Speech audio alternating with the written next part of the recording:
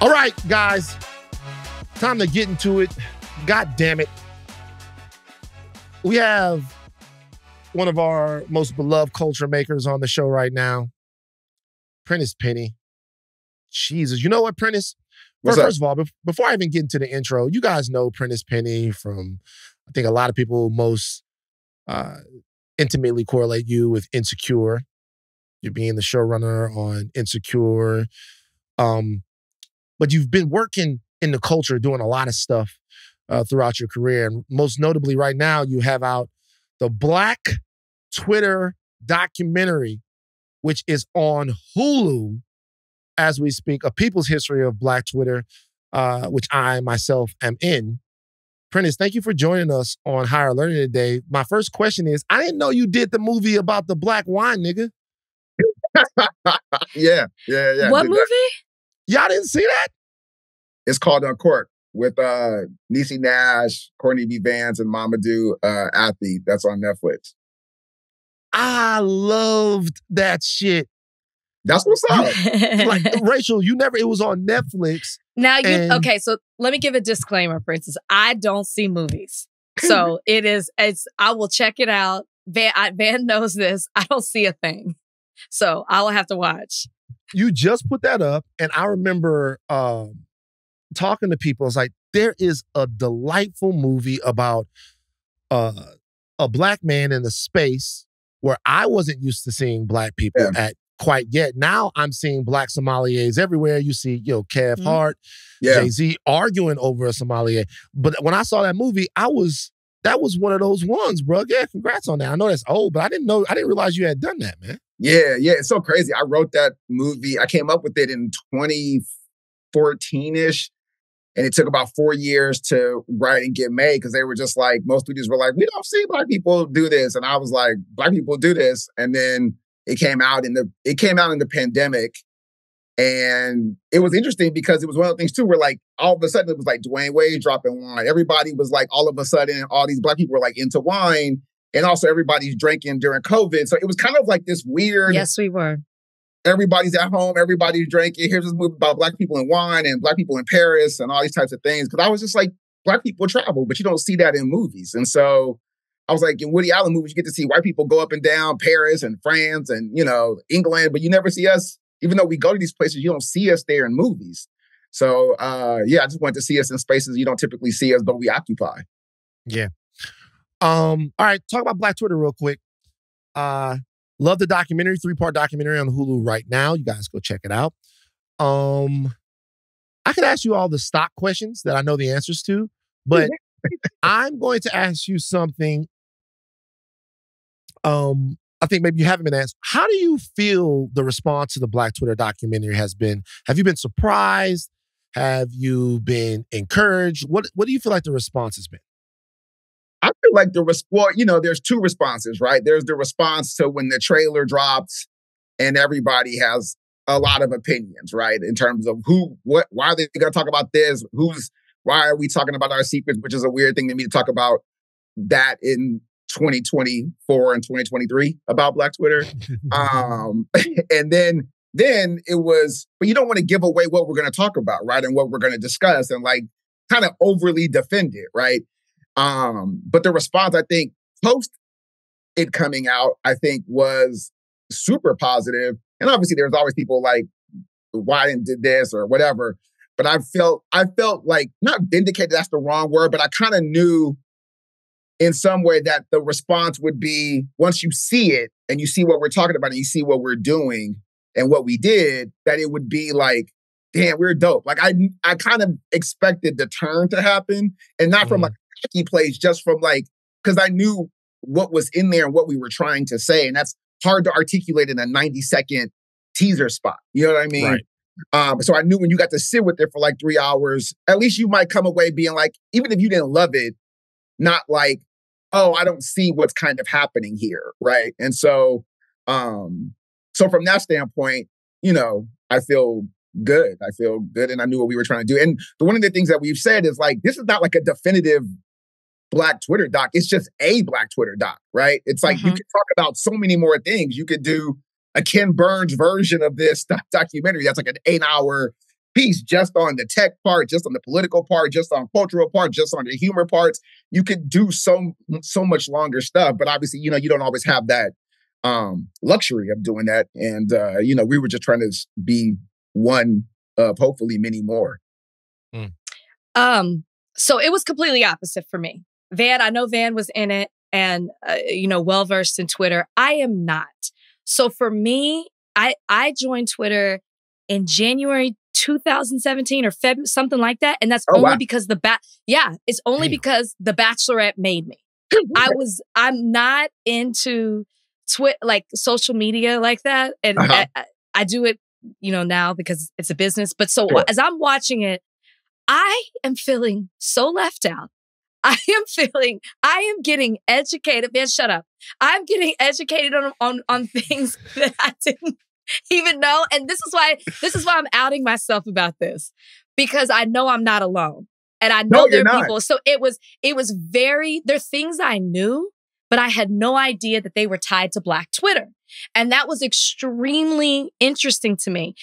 And to watch it through the 3-part series to see how impactful Black Twitter has been in so many different sectors was even more beautiful to see. It's just, I more so looked at it as it's a funny place to go. I didn't realize its influence. So if you can speak a little bit towards how impactful Black Twitter has been, and then I'm curious, do you still think it has that effect on society, whether it be political, cultural, just in general? Yeah, I mean, it's so funny you say that. Like, Black people, I think Black Twitter thinks everybody Black is on Black Twitter.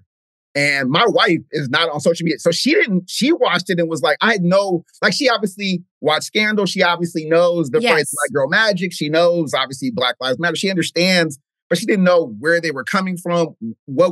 How did they originate?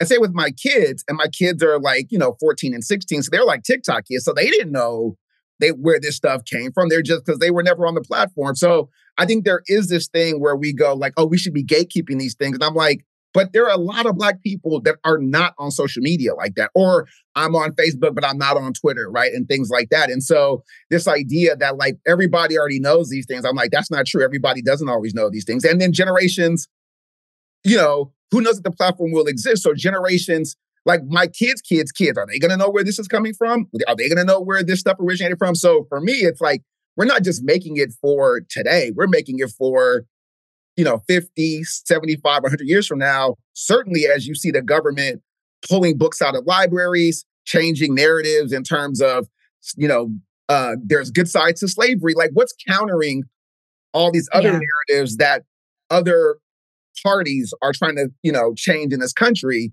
If we don't have something that's like speaking truth to the opposite of that, then like, what are future generations going to think or believe, right?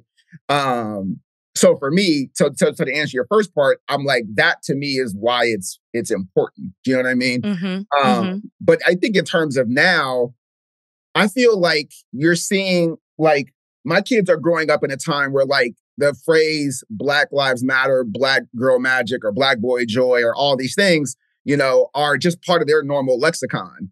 Whereas like me coming up, it was more like, you got to assimilate. You got to have your hair a certain way. You can't have braids because you got to look a certain way. You got to kind of take the Keisha out of your name and just go by Keisha, right? You got to like do all these things to kind of fit in a certain way of not denying your Blackness, but amending it, right? To like fit in. And I feel like post Black Twitter, there's a lot of like, because in the space of Black Twitter, it's just being unapologetically ourselves, right? That was sort of what the space allowed us to be. And I think coming out of that, I think you see much more of that energy. And I think you're feeling still Black Twitter energy, to me, more in the real world now, right? And I think like when you see the Kendrick Drake thing, that's a real thing of Black Twitter in real life, right? Or to me, even more specifically, is the thing that just happened with Marjorie Taylor Greene and the sister who's the congresswoman, like the beach blonde. Like typically in the past, Marjorie Taylor Greene would have said something slick. She would have had to be the Michelle Obama, like go high when they go low. And then Black Twitter would come to that defense. But her response was Black Twitter in real time. Right. And then Black Twitter just piggybacked that energy. Do you know what I mean? So I'm like, that's when I'm like, oh, you still feel Black Twitter's energy now more in the real world, because back in the day, a Black congressman wouldn't even feel I could even comment like that, right? And so to me, it's like when you see that energy, it's like I feel like that's and even with my kids, I just feel like you're seeing this generation's Black Twitter energy in real time, which to me says, oh, its impact is real because they're just growing up being unapologetic or pushing back in a way that I think pre-Black Twitter existing, you wouldn't have felt you could push back like that. Mm-hmm. Mm-hmm. So you said you wanted to, you touched on it a little bit earlier. I think one of the things that I've seen is something that I kind of don't get, but I want to give you the opportunity to kind of talk about it. The idea of giving away the recipes. When people were saying, why we got to always give away our recipes when they saw the documentary on Hulu. What's your response to us not letting the grander white cultural experience into something that's just for us, and when people were saying that? I think that's I understand it, right? What I understand is that typically in this business, stories about our culture, either A, hasn't been told by us, B, if it is told, manipulated or kind of told with trying to appease the white gaze, right? And when I think about that, I think about movies that are like The Last Samurai, but it's told from the Tom Cruise perspective. Or, Dancing with Wolves, but it's told from the Kevin Costner white male perspective, right? So even when you're talking about cultural things, you're still putting the white gaze center and as that's the way it's going to be accepted, right? And so there's just a fear and a skepticism that we're going to talk about something about our culture and it's not going to feel like our culture, right? So I think that's the initial place because that typically is how things have been done. So I think there's this healthy fear and nervousness that we're going to talk about something that feels like our culture, but that doesn't feel like our culture, or we're trying to walk white people through. But I would, again, what I would say to that is one, Twitter is a public space, even though it feels like Black Twitter feels like this secret speakeasy that you got to know the passwords to get in and blah, blah, blah. But I think what's interesting, it's not like we're doing the doc in 2009 where Black Twitter still coming up and figuring out. It's the phrase Black Twitter is a phrase. Black Lives Matter. We know all these things. We're not secretly giving away something that hasn't moved the world and the culture already, right? We're just retroactively talking about something, right? So the idea that we're giving away something that that the world saw, to me is a little bit of a confusing. I get the skepticism of the doc, but I don't feel like we're giving away anything that hasn't already presented it. So, Black Twitter moved to get Uncle Ben and Aunt Jemima off the rice box and the pancakes. Black Twitter talked about having athletes take knees at sporting events. We saw that. Oscar So White is a thing that happened. The Academy changed things. We saw that. Those are things that we saw for real. You weren't giving away the secret handshake. No, I'm it happened. I'm in a frat. I didn't give away the frat secrets and the handshakes. It's we're it's real. We saw these things move and change, right? We saw verses. We saw it. You know what I mean? So, Prentice, which frat you in? I'm a noob. Oh, you a noob? So you mean to tell me you wouldn't tell me the secret handshake of the news, bro? We didn't work together. I can't learn that. Nah. I'm a Delta. This? I'm a Delta, so I totally understand. You understand, Rachel? I get it. Yes. Are you triggered right now? Stop it, man. Stop trying to shift me. I don't even like that. I don't even like the way you try to shift me. Let him do it, Prentice, because he's doing it so wrong. Let him do that shit. Shout out to Gino. Let him do it. Shout out to Ted James. I don't know how to do that. I can't do it. I be in awe. Prince probably going to denounce tomorrow. Anyway, we're talking about that on the show today. Yeah. Let me ask you this, because you talked about in your response to Van's question, you talked about how this is us telling the story, which I love so much. Did you guys make a conscious decision to not include anybody from Twitter? I know Elon Musk would have been totally out of the question. Yeah. Now it's X, but a Jack Dorsey. Was there ever any thought about, hey, let's include him as he observed what was happening with Jack Dorsey? Maybe his thought on how it took I don't know why Van's laughing. How they would have took cooked it to his another level. motherfucking ass. That would have been funny. Like, hold on for a second. If the Black Twitter documentary would have popped up and then Jack Dorsey would have been on that bitch, they would have cooked his fucking ass so bad. Oh my God, I'm just thinking about that. They would have fucked over them so fucking bad. For sure. But I'm just curious as to, you know, his take on watching Black Twitter do what it did, because it absolutely helped the app, for sure. So I just wonder if there was any thought about including him at all. Or are we like, nope, this is us. We're going to tell this story without white input. For sure. The initial thought was no white people. And if there was going to be a white person, Jack was the only person that we felt. To your point, which was, do we... And not from any valid, like not from needing his, like not from needing his stamp on it to be like, oh, sure. See, yes, it does. But it started to also feel like we would be pandering to that. And because it's called a people's history, we were like, he's not really a people, right? And so we felt we could get just as interesting insights from the Black people we had on the inside of Twitter, and just use clips of Jack talking about it, than needing to have him be a presence in the doc. So he was the only white person we ever considered. And the consideration went away kind of pretty quickly of like, as we were assembling all the people that we were talking about, it was like, which thing is not like the other? And it felt very easily like we can lose Jack and still tell this story. It really became that. It was like, this is a people's thing.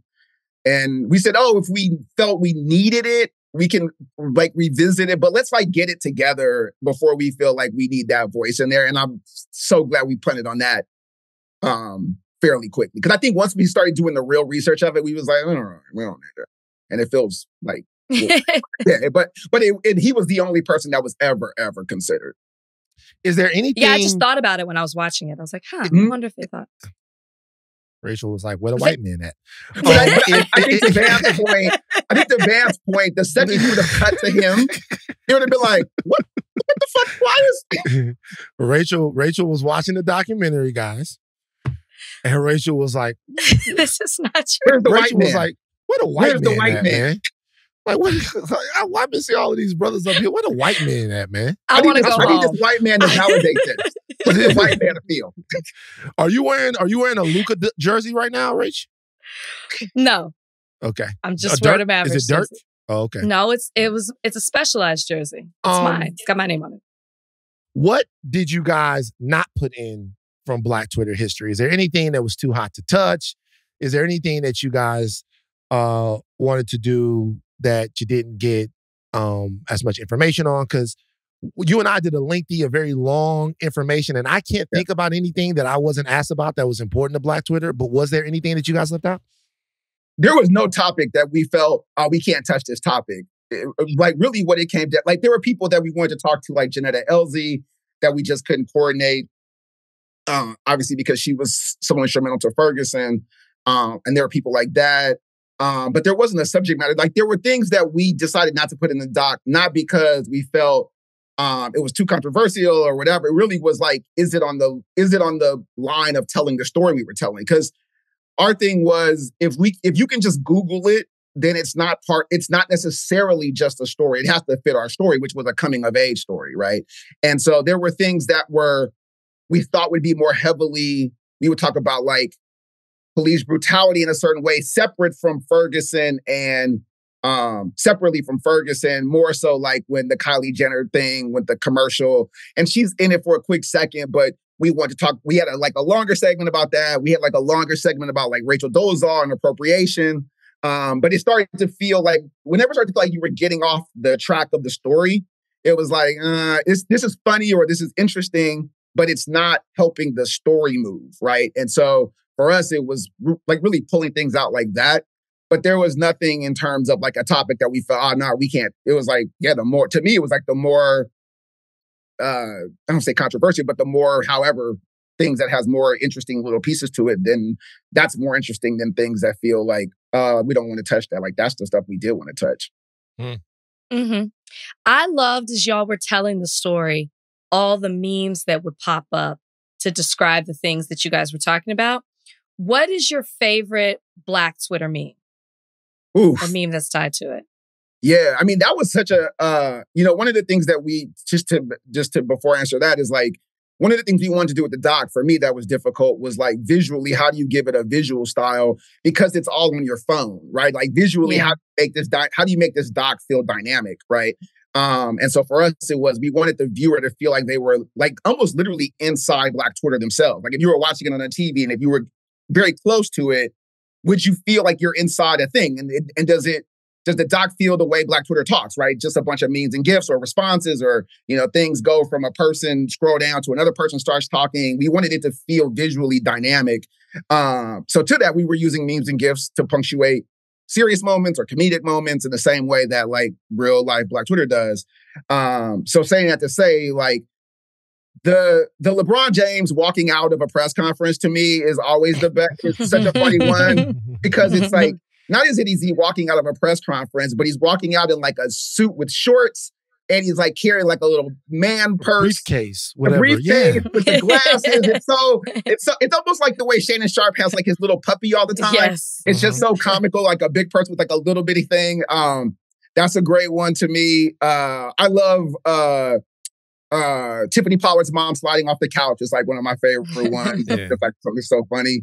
Uncle Denzel, such a great meme, I think too, because the ones that are like, when you see like people who are so contrary to their normal, that's why like the LeBron thing is so funny, or the Denzel one, because it's like, he was the sexiest man alive, and now he's up here looking like an uncle in a tracksuit. It's like, that's not, anytime it's so contrary to how you see them normally, to me, is always so great.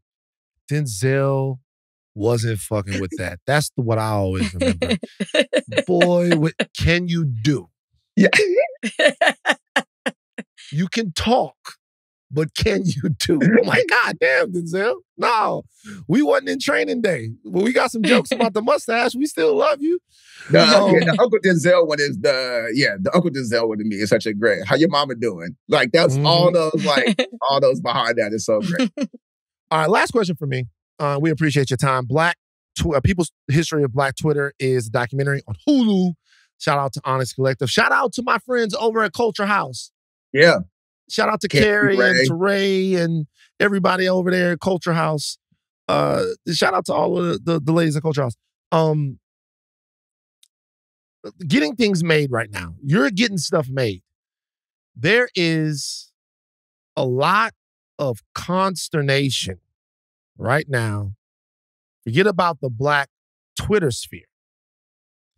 There's consternation in the Black Hollywood sphere about people being able to get things made in a marketplace where things are a little bit more compressed.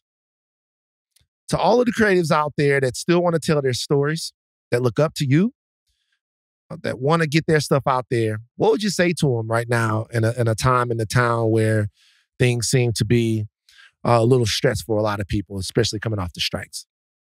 Yeah, I think the strike definitely consolidated. One, there's a lot of consolidation in general, right? There's like 4 huge conglomerates that own every studio, right? Like you could look at Disney, they own 9, 10 brands, right? Like, Universal or Discovery, they own 8 brands. You know what I mean? And so there's so few like competitive players because they're all under basically like 4 companies, right? So like the need to bid against each other is like, who are you? You're kind of bidding against like basically 2 people essentially, right? So it doesn't create that. And then the ways that without getting into the like the mechanics of how streaming versus linear and all that stuff. But I think like anything, like I've worked, this would be like my year 21 for me in terms of like working. I've been through 2 strikes and I just have seen the way Black TV has these like peaks and valleys, right? So whenever somebody asks me, like I remember when Insecure was out and it was like Us and Atlanta and Blackish and Queen Sugar. And it was like, oh man, all these Black shows. It's like, are we here to stay? And I was like, I would always be like, we'll see. I've seen, like, I remember, like I went to college in the like early mid-90s. So I remember the run of like John Singleton, Menace to Society, South Central, and it's like all these Black filmmakers, and then they just dropped. And then it was the 2000s where it was like, here comes Two Can Play That Game and The Brothers and all these sort of like black rom-coms. And it was like, oh man, here we go. And then nothing. And then it was like, you know what I mean? So I've watched the like ebb and flow. And I just think like so much of that is cyclical, right? Like I think like we're also in a time now where it's like in the black Twitterness, sometimes it might be like, okay, we tired of hearing black shit for now. So we gonna push y'all on the back burner until we're ready to like, something's gonna come and spark it back up again. You know what I mean? And then it'll be like, let's get our run going. You know what I mean? And so I don't really have the right answer. I would say keep making your stuff. I do think we live in a time too where when I think about like somebody like Issa and things like that that exist on YouTube or things that can exist in other forms, like not everything is going to have to be on HBO or not everything has to be on at that level. Like you can get your art out and monetize it slightly differently than I could when I was graduating college and when I was starting out, right? Because like the means to make something is so much less. Like when I was coming out, you had to shoot on film. There was no other, you could make a movie on your phone. You know what I mean? You could on your computer. Like you don't have to have, you can upload it and people can see it immediately. Like that just wasn't an option that existed for me when I was starting out. So not everything has to exist in that form that is like, oh, it's on Hulu or it's on this, or, you know what I mean? That's obviously, it has other benefits to that.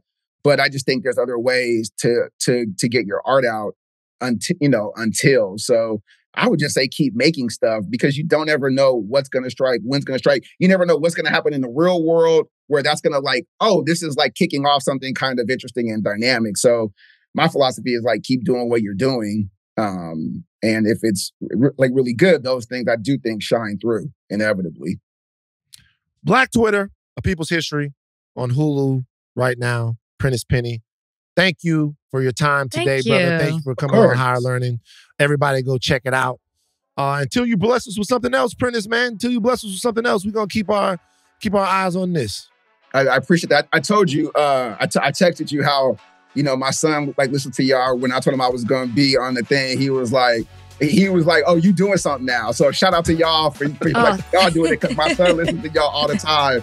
And when I told him, I was like, oh, I'm going to be on Higher Learning. He was like, oh, like where do I get a rise out of my kids? So the fact that I was going to be on y'all thing, he was like, okay, that's official. Yeah, tell him. Oh, thank you for that. Tell him thank you. I will. And let him know that I'm thinking about grad Stop that, man. Stop sending. All right. Peace, brother. All right, man. Bye. Bye.